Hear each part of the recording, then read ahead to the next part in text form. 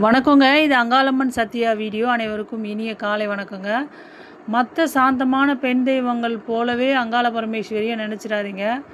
அந்த அம்மா வந்துங்க மயானத்தில் கோயில் கொண்டு அந்த சுடுகாட்டில் மயான சாம்பலில் புரண்டு அவங்க அந்த அம்மா நடனம், அதாவது மயானத்தில் ஆடி ஆக்ரோஷ ரூபம் கொண்டு அந்த அம்மா மலையனூரில் அமர்ந்திருக்கா. மயான காளி அங்காள பரமேஸ்வரி பல ரூபங்கள்ங்க. அதாவது பெரியாய் ரூபம் கொண்டு வானத்தை பார்த்த மாதிரி படுத்திருப்பா அந்த அம்மா. நீங்கள் அங்கே போய் அந்த அம்மாட்ட வேண்டும்போது பில்லி சூன்யம் ஏவல் எந்த மாதிரியான பிரச்சனைகள் எதுவாக இருந்தாலும் அப்படி சரியாகும். அந்த அம்மாவை சுற்றி மஞ்சள் குங்குமம் கொட்டுவாங்க.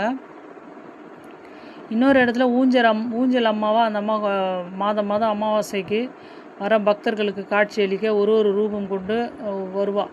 ஊஞ்சல் அம்மாவாக அமர்ந்திருக்கா.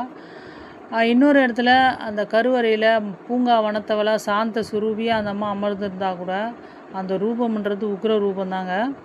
அடுத்தது மயான காளி ரூபம் கொண்டு அமர்ந்திருக்கிறதும் அந்த அம்மா தான் நிற்கிறதும். அந்த மயானத்தில் வந்துங்க சுடலையில் அந்த அம்மா ஆடுவா. அந்த சுடுகாட்டு சாம்பல் வந்து பூசிக்கிட்டு அப்படின்னு சொல்லுவாங்க அங்காள பரமேஸ்வரியை. அப்படி ஒரு ஆக்ரோஷ ரூபங்க. அப்படிப்பட்ட ரூபத்துக்கிட்ட போயிட்டு, ஆத்தா எனக்கு உடம்பு சரியில்லை, என்னை காப்பாற்று தாயே நம்ம வேண்டும் பொழுது உங்களை அவ்வளோ சீக்கிரம் மயானம் வரவிட மாட்டா அந்த அம்மா. அந்த மயானத்தில் மயான காளியாக அமர்ந்திருக்கிற அங்காள பரமேஸ்வரி உங்களுக்கு வந்து நீண்ட ஆயுளை கொடுப்பா. உடல் நலத்தை கொஞ்சம் மேம்பட செய்வா. நல்ல விதமாக வாழ வைப்பா. கண்டிப்பாக யாராவது இந்த வீடியோவை உடல்நலம் சரியில்லாதவங்க பார்த்தீங்கன்னா கூட வேண்டிக்கோங்க.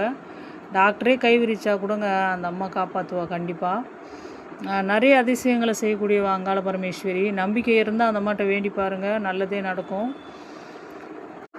அடுத்தது வந்து எதிரிகள் தொல்லை இருக்குதுன்னு வச்சுக்க, அம்மாட்ட வேணும்னா ஒன்று எதிரி வந்து அமைதியாக போயிடணும். அமைதியாக போயிட்டாங்கன்னா அவங்க தப்பிச்சாங்கன்ற மாதிரி தான். இல்லை உங்களுக்கு மறுபடியும் அதாவது நீங்கள் வந்து எந்த தவறும் செய்யாமல் நம்ம உங்கள் வேலையை மட்டும் நீங்கள் பார்த்துட்டு இருக்கணும். நீங்கள் வந்து பிரச்சனை பண்ணிவிட்டு அவங்களும் பிரச்சனை பண்ணால் அது வந்து சமமாக போயிடும். நீங்கள் எந்த ஒரு பிரச்சனையும் அவங்களுக்கு கொடுக்காமலே உங்களை டார்ச்சர் பண்ணுறாங்க, தொல்லை கொடுக்குறாங்க அப்படின்னா அந்த அம்மா நீங்கள் அமைதியாக இருந்து பாருங்களேன். அந்த அம்மா வணங்கிட்டு ஆத்தா நீ பார்த்துக்க தாயேன்ட்டு விட்டு பாருங்களேன். அவங்க வந்து வாழ்க்கையில் நரகம்னா என்னன்றதை காட்டிடுவா. அந்த அம்மா வாழும்போதே நரகத்தை காட்டுருவா அங்காள பரமேஸ்வரி. அப்படிப்பட்ட ரூபம் வந்து சுடுகாட்டு காளியான அங்காளியோட ரூபம். அமைதியாக இருக்கும்போது தான் அந்த அம்மா பூங்காவனத்தவள். மற்ற உக்ர ரூபம், ஆங்கார ரூபம், ஆக்ரோஷ ரூபம் கொண்டானா அந்த அம்மா ஒரு நொடி தாங்க மாட்டாங்க மனிதர்கள். அதனால் யாருக்கும் அனாவசியமாக துன்பம் கொடுக்குறத நிறுத்துங்க. அப்புறம் உடல்நலம் சரியில்லையா அந்த அம்மாட்ட வேண்டுங்க, உங்களுக்கு நல்லது மட்டுமே நடக்கும். நீங்கள் வேண்டி பாருங்கள். நான் சொல்கிறது உண்மையாக பொய்யான்னு அப்புறம் தெரியும்.